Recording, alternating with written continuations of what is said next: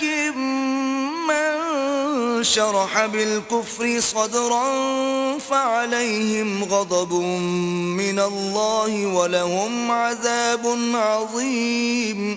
جو شخص ایمان لانے کے بعد اللہ کے ساتھ کفر کرے وہ نہیں جو کفر پر زبردستی مجبور کیا جائے اور اس کا دل ایمان کے ساتھ مطمئن ہو، بلکہ وہ جو دل سے اور دل کھول کر کفر کرے تو ایسوں پر اللہ کا غضب ہے اور ان کو بڑا سخت عذاب ہوگا. ذلك بأنه مستحب الحياة الدنيا على الآخرة وأن الله لا يهدي القوم الكافرين.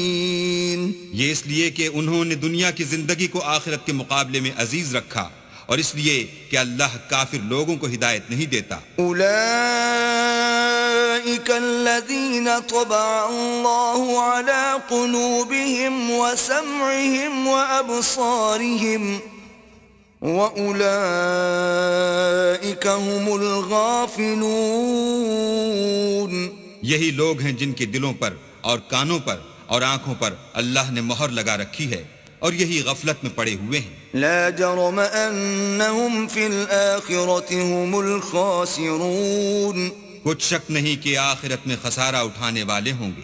ثم إن ربك للذين هاجروا من بعد ما فتنوا ثم جاهدوا وصبروا إن ربك من بعدها لغفور رحيم.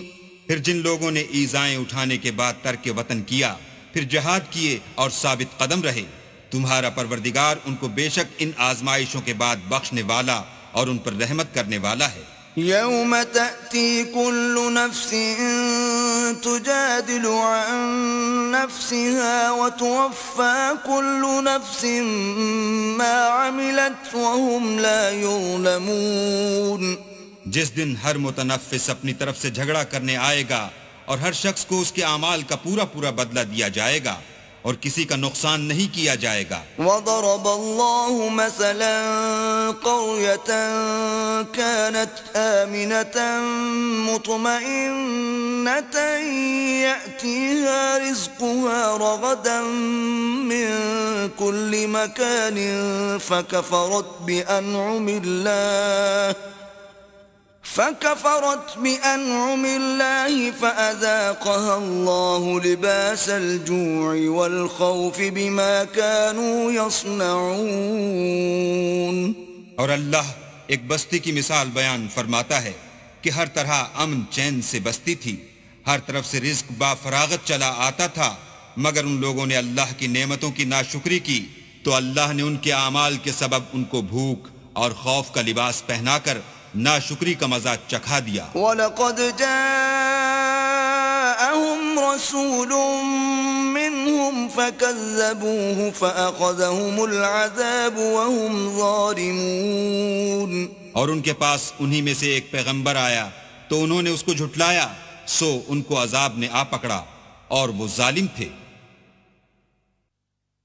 فَكُلُوا مِمَّا رَزَقَكُمُ اللَّهُ حَلَالًا طَيِّبًا وَاشْكُرُوا نِعْمَةَ اللَّهِ إِن كُنتُمْ إِيَّاهُ تَعْبُدُونَ.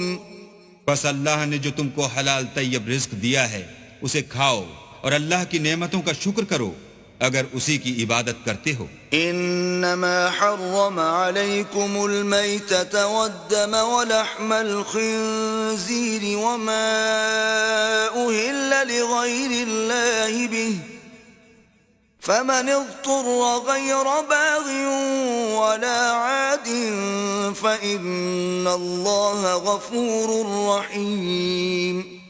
اس نے تم پر مردار اور لہو اور سور کا گوشت حرام کر دیا ہے اور جس چیز پر اللہ کے سوا کسی اور کا نام پکارا جائے اس کو بھی.